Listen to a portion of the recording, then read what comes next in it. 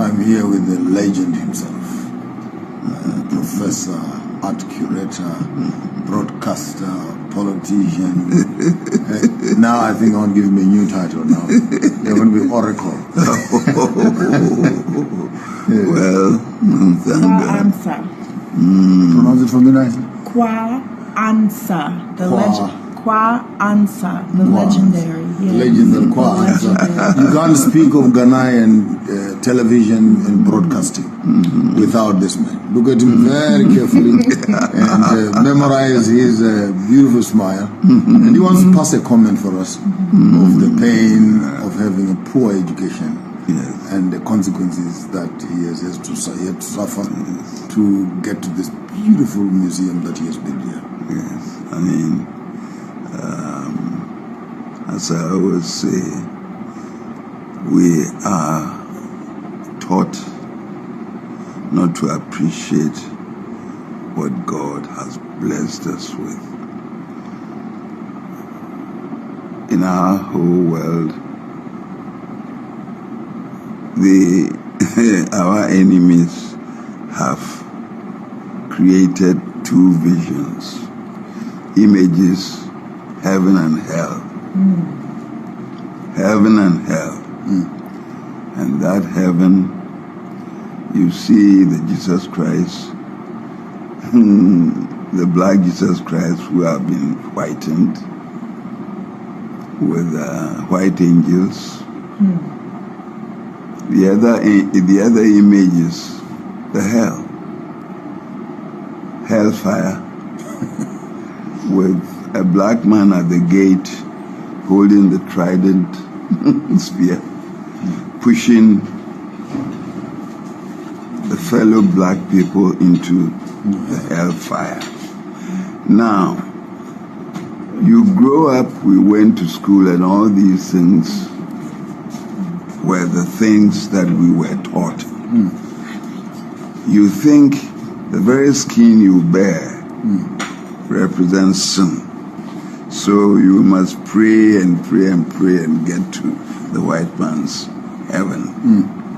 Where is that heaven? Even try to lighten the skin. Yes. No, there's chemicals. People are trying to become Caucasian. No, your hair. I did what do you call it? A program here, a conversation entitled "How Did We Get Here, Africa?" But this was done in July 1st. I'm trying to support it with a relevant cartoon, cartoon called Africa's PhD. Africa's pull him down, Pull him down in a powerful shift. Nam syndrome. You see a leader scaling up to plug a pawpaw, very ripe pawpaw, and his fellow Africans pulling him down, and what he cries is, "Please let me plug it and share. Everybody must have part of this pawpaw." Then his own people saying, "You must be stupid. What do you mean everybody? I must have the pawpaw." Myself. Yes, I must have the pawpaw. And he struggles, plug one of the pawpaw and says, the fruit, our future. Then the man targeting him shoots a catapult and hit his head. The pawpaw.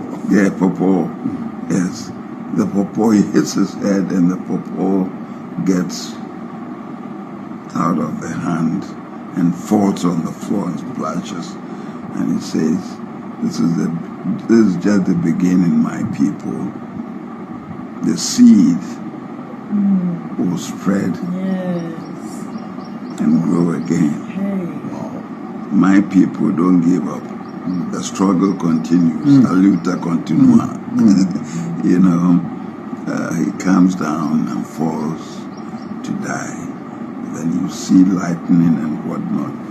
Unfortunately, the person doing this thing had delayed it a bit, but eventually I would like to show that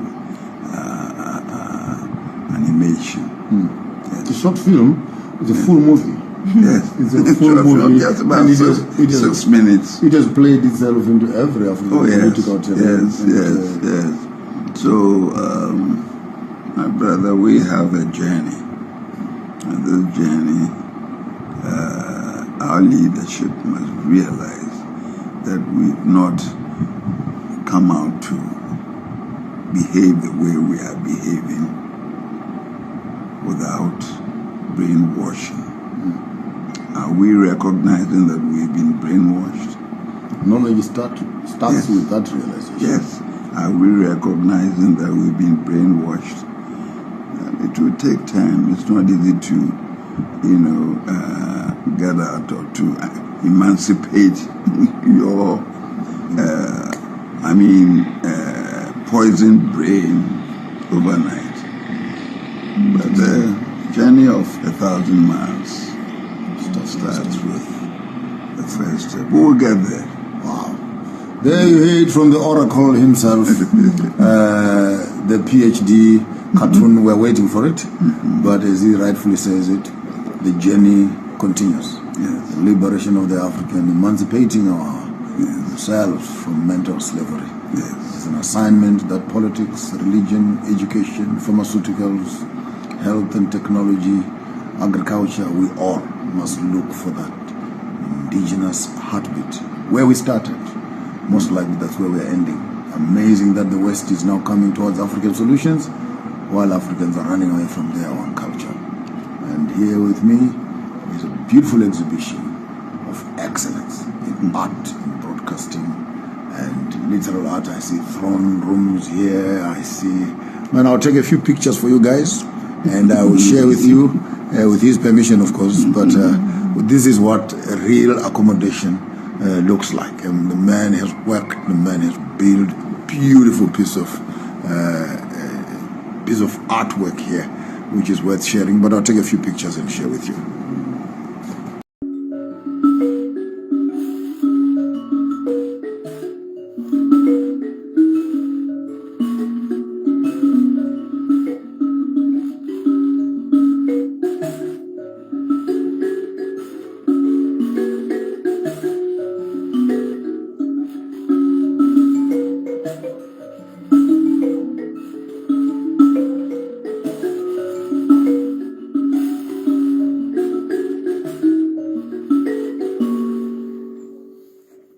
These are dungeons and forts. Yes. They are not castles. No, we have military garrisons that occupied here, mercenaries that occupied here. That'll be a part of our narrative as we go through. But as we enter, I want to make that fact known, and I'll go on record with that. Okay. And you have a collection of our Pan-African heroes. Pan-African heroes, and Kwame Nkrumah is over there. And you have Mwalimu Nyerere is over here. Frederick Douglass over here. You have lamenting for our ancestors. Patrice Lumumba is over here. And Rosa Parks, the bus lady, for those who don't know. Yes. The lady who refused to go and sit at the back of the bus.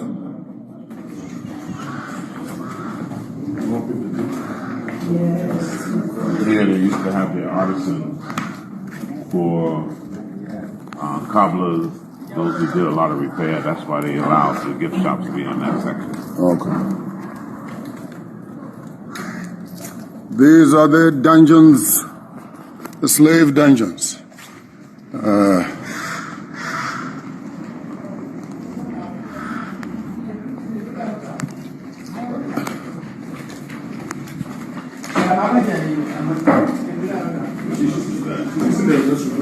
All right, no problem. So I'm in. I'm doing it myself. I'll take care when we come back. This one is this color. Good. More guns. More guns. Those are the bullets. You see, these were a different color. They haven't been painted black or anything like that. These are bronze because these actually don't belong to the fort here. These were taken from the governor's quarters. It was up the street from here. So the residence of the governor, after colonialism, they also had these short cannons to guard his home, personal home. They brought them here. So most of the ones that are indigenous to this fort, you see is painted black for preservation, like we saw on the front. But this have a different color because they come from a different site here. These are the bullets here. You put gunpowder in there. Original. You put gunpowder. You put gunpowder somewhere in there. You burn it up, and this big iron. There should be thousands of them under the sea there. Yes. And, Absolutely. Explode upon impact.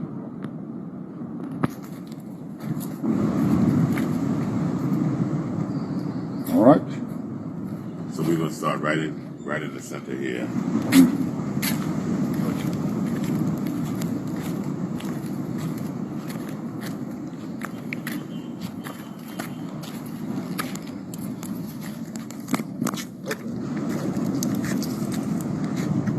Before we formally get started, we want to invoke the presence of the Most High and the spirit of our ancestors to join us on this journey. We know that this is not an ordinary tour. In fact, we don't even use tour. We say it's an experience. And because of it's an experience, we invite the spirit of our ancestors to be with us as we go through. We know that we are standing actually at an official crime scene, site of one of the most atrocious crimes ever committed against humanity. We know here, although I'll do my best and attempt to conduit the spirit of the ancestors and this narrative, we know the ground that we stand on also has its own voice and will speak to us. We know the wind that will blow across our face every now and then is also speaking to us. We know the atmosphere and the walls that we are inside of will also speak to us. So we invoke the element of all those spirits and the spirit of our ancestors to be with us, that they control this experience, that they lead us on the way, that they bring back to us our collective memory of the things that our ancestors who once occupied this place will have to say to us. Many came through here. Many came through here as a passage across this Atlantic to the other side of the world, which at that time was called a new world, a world that our ancestors from here were taken to build and to bring into manifestation. But many perished here, and those who perished here, their names were never recorded in nobody's history book. But we are here today to say that we haven't forgot you. We're here to say that you can speak to our spirit. We're here to say that if you whisper to us, we will hear it. Yes. We're here to say that whatever you speak to us, whatever we hear today, we'll carry with us. And we'll amplify it, and we'll tell others. And we'll make sure that this story never dies, that this story lives, and that the whole world will know what took place here. And also know the resilience of the African DNA that allowed for millions of Africans not only to survive, but to thrive. Yes. And now are making their way back home in a full cycle, in a full journey. So we invoke their spirit to be with us here this morning. We ask them to accompany us here this morning. We ask that they will guide us here this morning. And we thank you in advance for that. We know it's not by chance that we're able to come here, but it's because you've selected us, you've chosen us, you know the time that we've arrived, and we're announcing our arrival, and I ask that you will take charge of this journey. I say. These are dungeons.